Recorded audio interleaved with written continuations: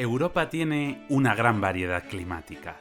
En este fabuloso continente podemos encontrar desde áridos desiertos en el sur de España hasta la gélida tundra del norte de Rusia, y lugares en los que caen más de 2.200 milímetros de lluvia al año hasta lugares en los que apenas caen 200 milímetros. Una vez más, en España. Te invito a descubrir los climas de Europa. Bienvenidos a Daniel al Aparato.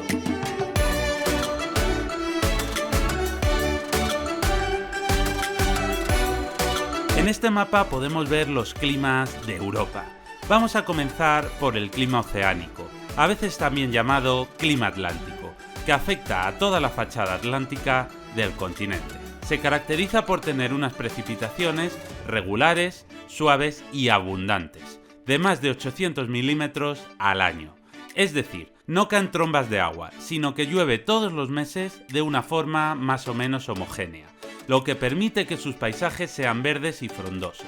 Tiene veranos suaves, sin mucho calor, e inviernos frescos, pero no fríos, en los que suele llover, pero no nevar. El lugar más lluvioso del continente es Bergen, una ciudad del sur de Noruega, donde caen más de 2.200 milímetros de lluvia al año.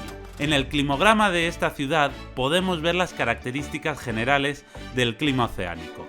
Las columnas azules muestran la cantidad de lluvia que cae cada mes, pudiendo observarse que llueve todos los meses, cayendo en el mes más seco unos 100 milímetros de agua y en el más húmedo casi 300. Una barbaridad.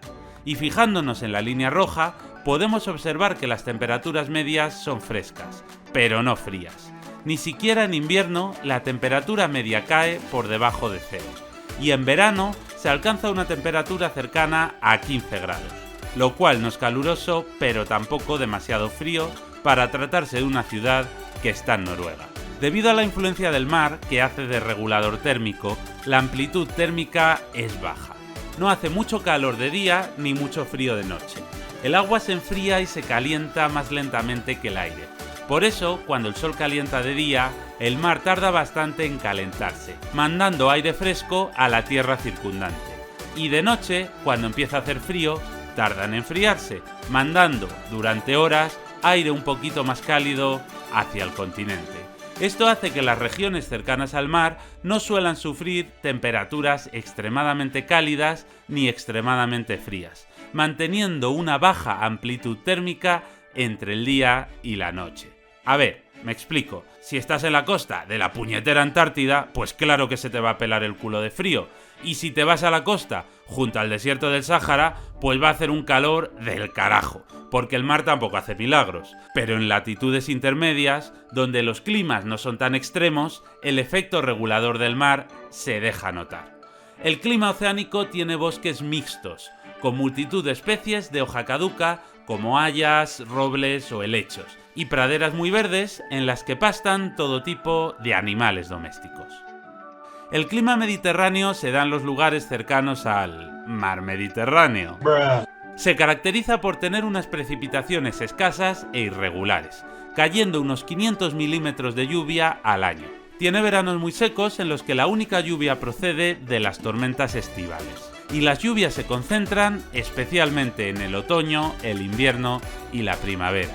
Los inviernos son suaves, con temperaturas medias por encima de los 10 grados, y en verano las temperaturas medias rondan los 25, siendo cálidas, pero no en exceso, porque el mar refresca bastante el ambiente. Pero en el interior, a cientos de kilómetros del mar, como en Madrid, existe una variante llamada clima mediterráneo continentalizado, que es una mezcla entre los climas mediterráneo y continental, siendo más extremo, con veranos más calurosos e inviernos más fríos que el clima mediterráneo. También podemos observar que las zonas situadas al norte son más lluviosas que las situadas al sur. Su paisaje está formado por la estepa mediterránea, que son praderas con hierba que se seca en verano, zonas arbustivas como la maquia o la garriga, que son zonas con arbustos más o menos densos, con especies como la jara o el romero, y por bosques, formados por especies de hoja perenne, que resisten bien el calor y la aridez del verano, como la encina o el alcornoque. pero hay una zona entre Murcia, Alicante y Almería con un clima que es una mezcla del clima mediterráneo y del clima desértico, con lluvias aún más reducidas. La vegetación es más pobre, más árida y más esteparia que en el resto de zonas del Mediterráneo. Y hay algunos puntos que directamente son desierto puro, con 4 hierbajos y plantas de la familia de los cactus. Es aquí, en Almería, donde se han rodado muchas películas del oeste. El clima continental se da en zonas alejadas del mar, o en aquellas zonas que están cerca del océano, pero muy al norte, donde las temperaturas son más extremas. Este clima se caracteriza por tener inviernos muy fríos, ya que el mar está demasiado lejos como para hacer de regulador térmico. O como se trata de aguas demasiado frías, empeora los inviernos en lugar de suavizarlos. Aunque los veranos pueden ser calurosos. Incluso en Rusia hace calorcete en verano.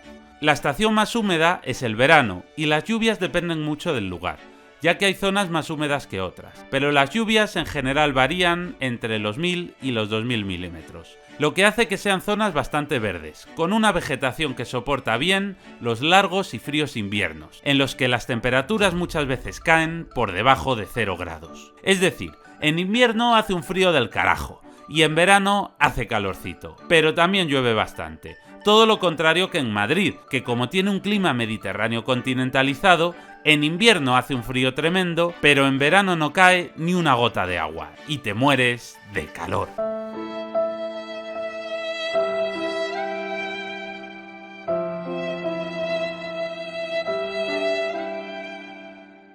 Los paisajes del clima continental están formados por bosques mixtos con especies de hoja caduca, como robles o hayas, pero con pinos entremezclados. Habiendo un mayor número de ellos, según el clima se va haciendo más frío hacia el norte.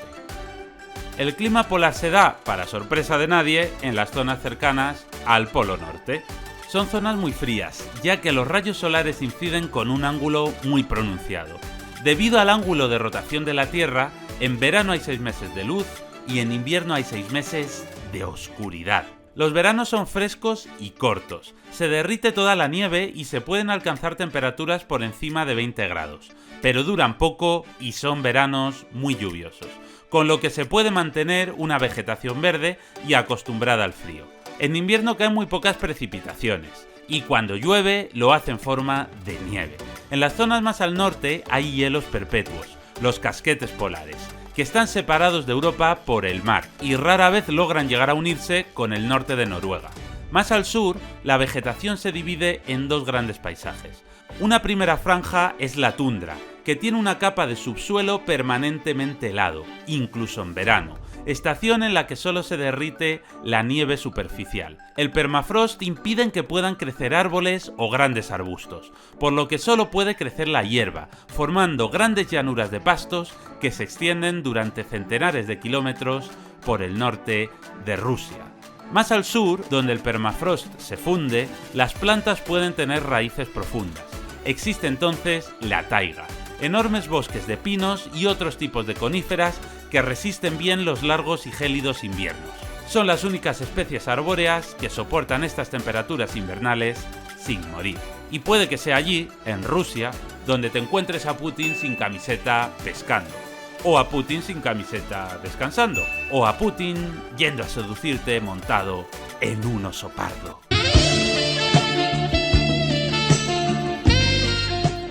Y finalmente tenemos el clima de montaña, que no sorprenderá a nadie si os digo que se encuentra en las zonas de montaña.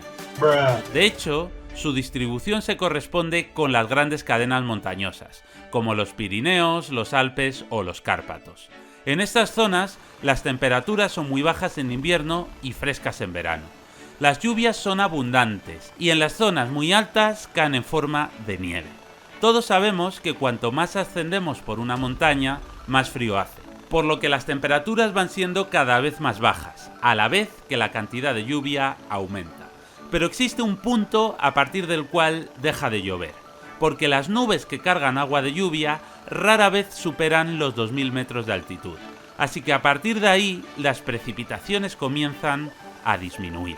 La vegetación va cambiando según se sube, desde el bosque típico del clima de la zona más baja, verde y frondoso, hacia pinos en las zonas más altas y frías, donde llueve mucho pero las temperaturas son bajas, hasta que llega el punto en el que cada vez llueve menos y las temperaturas son muy bajas, y entonces solo crece la hierba. Y en los últimos escalones hace tanto frío y viento que no crece nada, y solo hay piedras. Y más arriba hace tanto frío que los hielos no se funden nunca.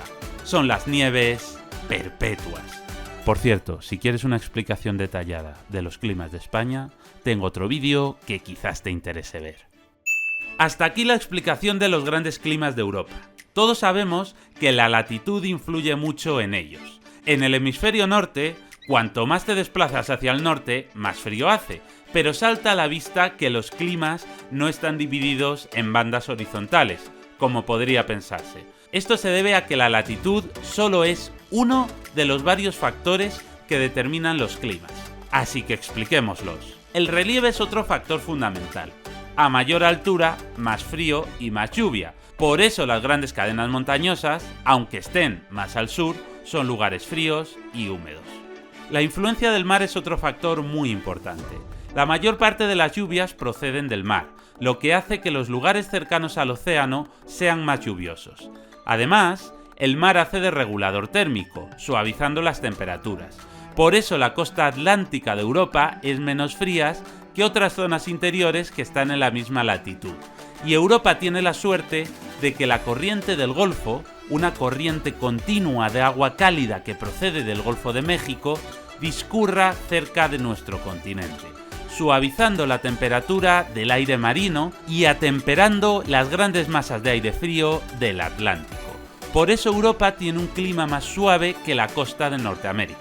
En Nueva York caen unas nevadas impresionantes, mientras que en Madrid no. En París está lloviendo, mientras que en Quebec se tiran semanas bajo la nieve. Londres existe, mientras que en esas latitudes, en Canadá, ya solo hay pinos. Y en Noruega hay civilización, mientras que en esas latitudes canadienses solo hay focas.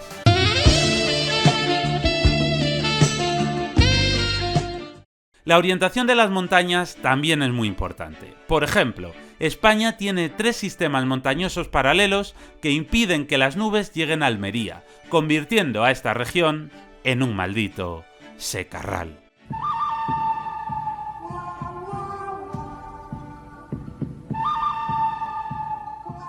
Y bueno, también existen factores un poquito más complejos, como el jet stream, que es un chorrazo de aire circumpolar que viaja durante todo el año a 10 kilómetros de altura, y que a veces empieza a hacer ondulaciones, a vacilar de arriba a abajo, y a desgajar masas de aire frío que la lían parda con efectos como la gota fría. Y por último tenemos las borrascas y los anticiclones, que son bajas y altas presiones de aire que pueden provocar un clima estable o lluvias, y que dependiendo de dónde se originen pueden afectar de una manera u otra. He hablado muy por encima de los factores que afectan al clima, pero si necesitas entenderlos en profundidad para interpretar mapas del tiempo, hice un vídeo cremita sobre el tema. Si quieres verlo, pincha aquí. Si te ha sido útil, te animo a que comentes y dejes un buen like. Y si quieres saber más, no te olvides de echarle un ojo a la playlist de geografía que he preparado. Muchas gracias por ver el vídeo.